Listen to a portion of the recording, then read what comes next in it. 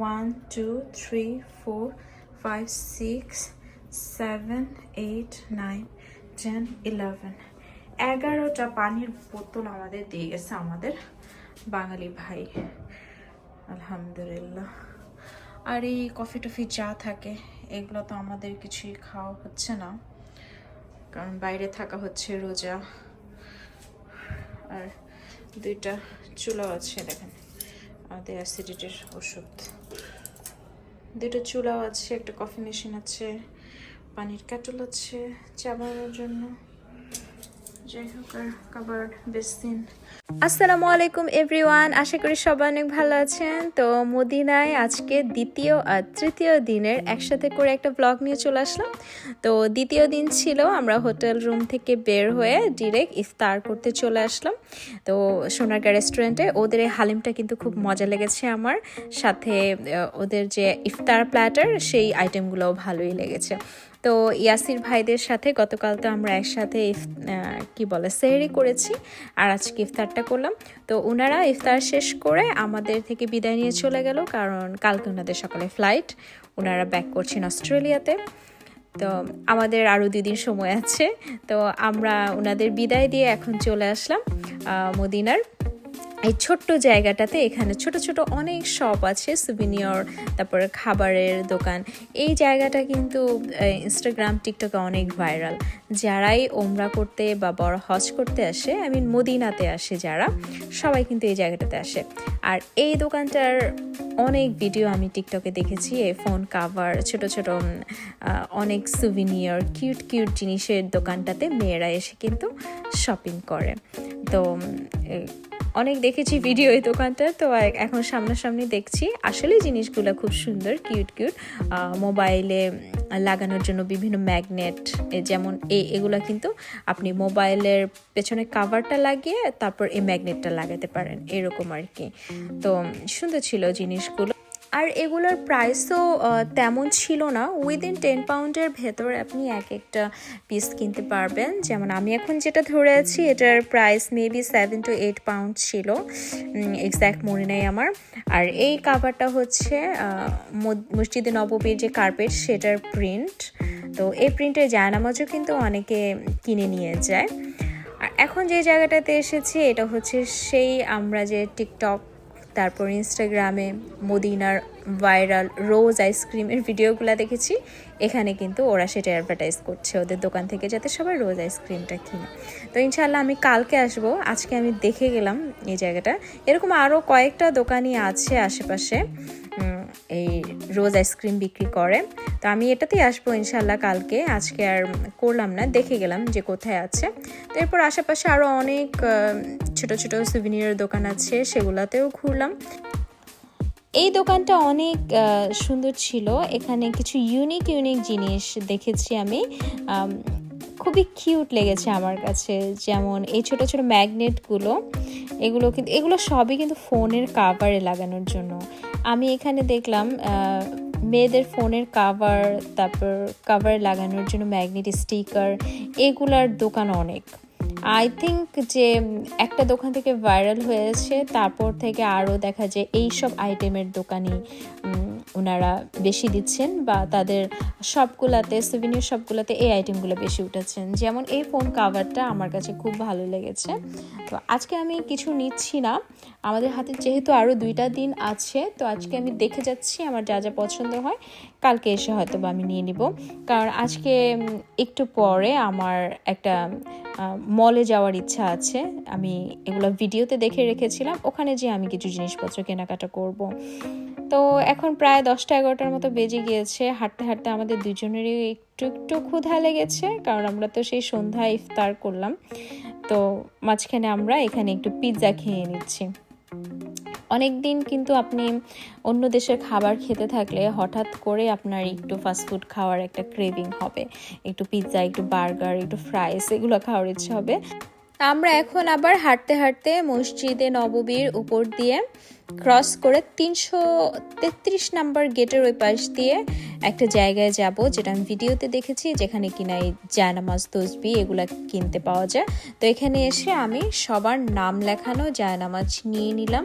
আমি যাদেরকে গিফট করব তাদের সবার নাম আমি এক একটা জায়নামাজে লিখিয়ে নিয়েছি, আর সাথে তসবিহ আর কিছু গিফট নিয়ে নিয়েছি। তো এরপর এটা ছিল তার পরের দিন, তৃতীয় দিন। তো ওই দিন তো জোহরের নামাজ পড়ার জন্য কিন্তু চলে এসেছি আর মসজিদে নববীতে। হোটেল থেকে নেমেই জাস্ট গেট দিয়ে ঢুকে আমি আমার মতো এখানে বসে পড়লাম, আর আমার হাজব্যান্ড চলে গিয়েছে ছেলেদের ওই পাশে। আজকে খুবই ভালো একটা দিন ছিল, শুক্রবার। তো জুম্মা নামাজের জন্য দেখতেই পাচ্ছেন কত মানুষের ভিড়, অনেক মানুষ ছিল আজকে। তো আমি এর আগে কখনো জামাতে জুম্মা নামাজ পড়িনি, আমার ফার্স্ট জুম্মা নামাজ আজকে মসজিদে নববীতে, তাও আবার পড়তে যাচ্ছি প্রথম জুম্মার নামাজ। আর এত এত মুসল্লিদের সাথে, হাজিদের সাথে, তো আলহামদুলিল্লাহ। আর দুপুরের রোদটা কিন্তু আজকে অনেক কড়া একটা রোদ ছিল, একদম এই ছাতাগুলো না থাকলে কিন্তু খুবই অসুবিধা হতো আসলে। তো এই মসজিদে নববীর চারপাশটাতেই কিন্তু এরকম ছাতা দেওয়া, এটা তো এক পাশ দেখতে পাচ্ছেন, এরকম চারপাশেই কিন্তু এই আমব্রেলাগুলা দেওয়া আছে। দেখেন কি সুন্দর করে পাখিগুলো উঠছে। আর একটা মজার বিষয় কি জানেন, এখানে যত কবুতর আপনি দেখেন, পাখি দেখেন, এগুলো সবই কিন্তু সব জায়গায় বসে, একমাত্র যে নবীজির রওজার উপরে যে সবুজ রঙের গম্বুজটা আছে সেখানে কিন্তু কোনো পাখি বসে না। এটা আমি এখানে এসে জানতে পেরেছি, আগে কখনো শুনিনি কথাটা। তো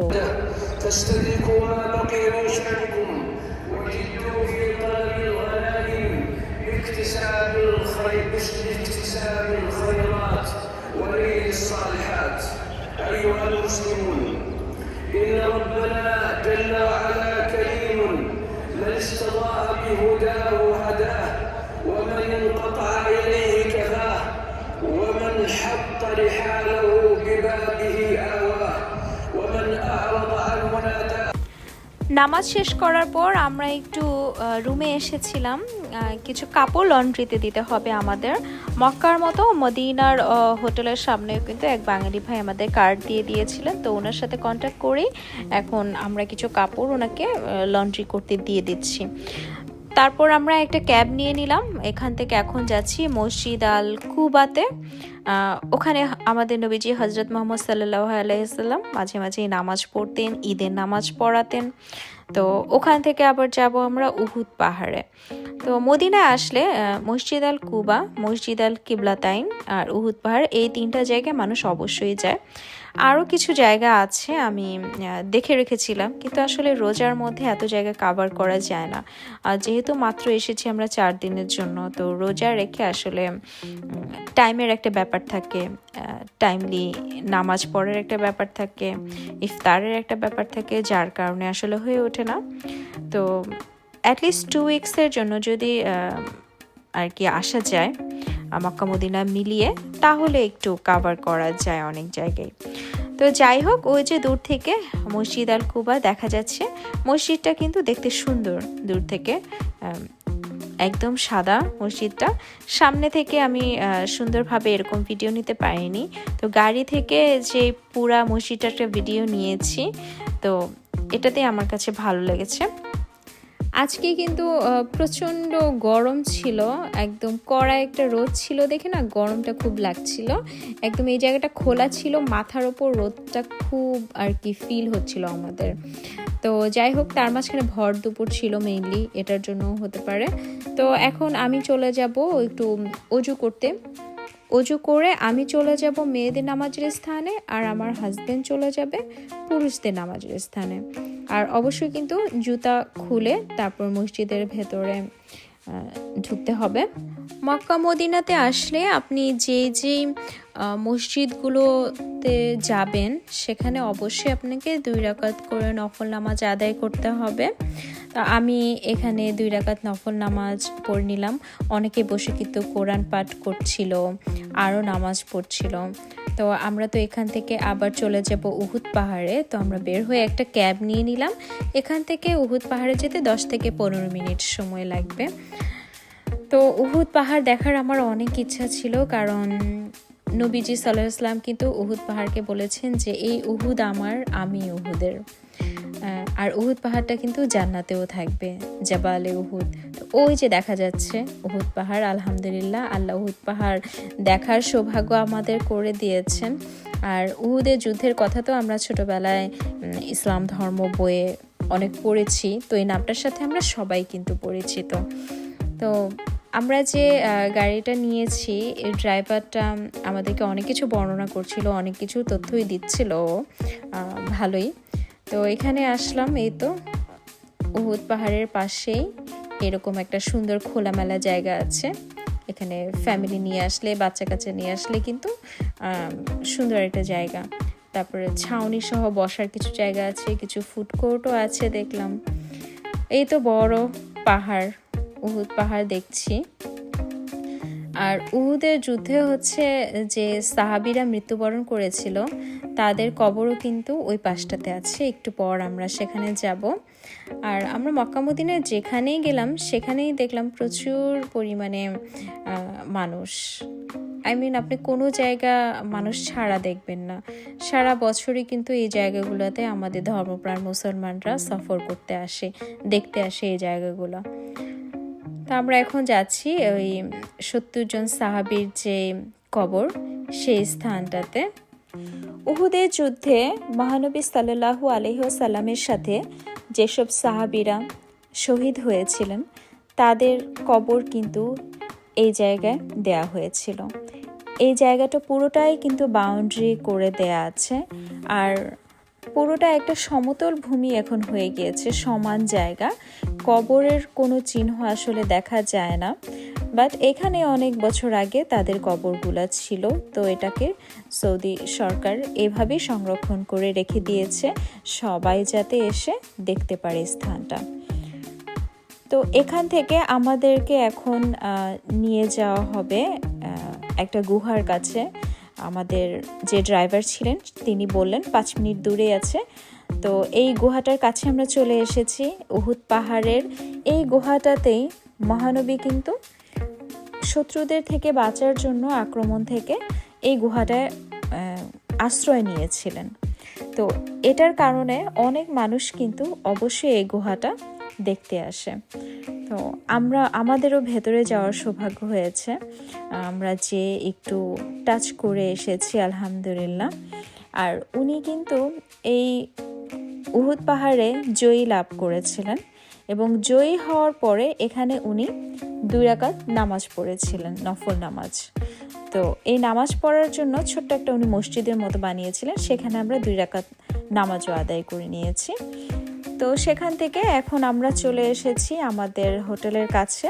তো যেহেতু আর একটা দিন মাঝখানে, তো আজকে আমরা খেজুরটা এখান থেকে কিনে নিয়ে যাচ্ছি বাসায় যাওয়ার আগে, হোটেলে যাওয়ার আগে। এই খেজুরের দোকানটাতে একজন বাঙালি ভাই ছিলেন, তিনি আমাদেরকে খেজুর কিনতে হেল্প করলেন, অনেক রকমের খেজুর বের করে দেখিয়েছেন। তো সেখান থেকে আমরা 3-4 রকমের খেজুর আর কি মিক্স অ্যান্ড ম্যাচ করে কয়েক বক্স নিয়ে নিয়েছি। কিছু আমি বাংলাদেশে নিয়ে যাব আর কিছু আমাদের জন্য। তো এরপর আমরা ইফতারে হালকা পাতলা কিছু খেয়ে মাগরিবের নামাজটা পড়ে রাতে ডিনার করতে কিন্তু সোনারগাঁ রেস্টুরেন্টে চলে এসেছি। আর ওদের খাবারের কথা কি বলবো, অনেক প্রশংসা করেছি লন্ডনে আসার পরে, খুবই মজা ওদের সব খাবার। এরপর ডিনার শেষ করে হাঁটতে হাঁটতে চলে এসেছি সেই রোজ আইসক্রিমের শপটাতে। এখানে এসে আমি ভিডিও করলাম, আইসক্রিম নিলাম। টু বি অনেস্ট, আইসক্রিমটা আমার একটু মজা লাগেনি, কারণ রোজ ওয়াটারের একটা স্ট্রং গন্ধ ছিল। তো আমি 2-3 চামচ খেয়ে কিন্তু ফেলে দিয়েছিলাম। তো যাই হোক, আশা করি আমার ভিডিওটা আপনাদের আজকে ভালো লেগেছে। তো ভালো লেগে থাকলে অবশ্যই আমার চ্যানেলটি সাবস্ক্রাইব করতে ভুলবেন না। আর সবাই খুব বেশি ভালো থাকবেন। আর সবুজ গম্বুজ দেখতে পাচ্ছেন, অবশ্যই কিন্তু নবীজির রওজায় সালাম পৌঁছাতে ভুলবেন না। ধন্যবাদ সবাইকে।